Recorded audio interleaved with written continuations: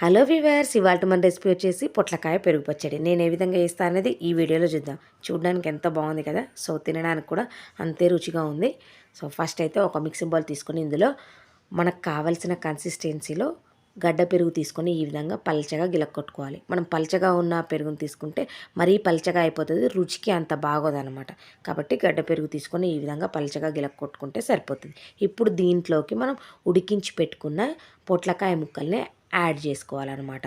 ఉప్పు పసుపు వేసి ఈ పొట్లకాయ ముక్కల్ని ఈ విధంగా రౌండ్ స్లైసెస్ లాగా కట్ చేసుకొని ఉడికించి పెట్టుకోవాలి. ఈ విధంగా ఉడికితే సరిపోతుంది.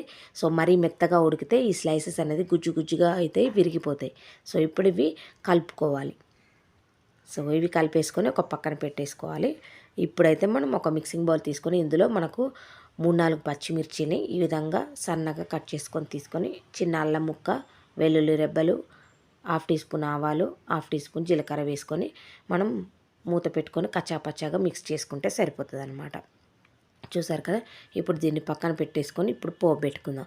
స్టవ్ మీద చిన్న కడాయి పెట్టుకొని ఇందులో ఆయిల్ వేసుకొని 1/2 టీ స్పూన్ ఆవాలు, 1/2 టీ స్పూన్ జీలకర్ర, ఇందాక మనం కచ్చాపచ్చాగా పెట్టుకున్నాం కదా పచ్చిమిర్చి, అల్లం వెల్లుల్లి ఇవన్నీ, అది ఇందులో వేసుకొని స్టవ్ ఆఫ్ చేసుకోవాలి, లేదంటే మాడిపోతుంది. ఇప్పుడు కరివేపాకు అలాగే 1/2 టీ స్పూన్ పసుపు వేసుకొని ఈ పోపు అంతటిని ఇప్పుడు మనం రెడీగా పెట్టుకున్నాం కదా.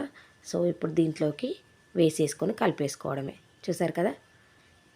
సో ఇప్పుడు మనం తగినంత ఉప్పు మొత్తంగా ఇప్పుడే యాడ్ చేసుకోవాలి. సో చూసారు కదా, చాలా రుచిగా ఉంటుంది, సింపుల్ ప్రాసెస్.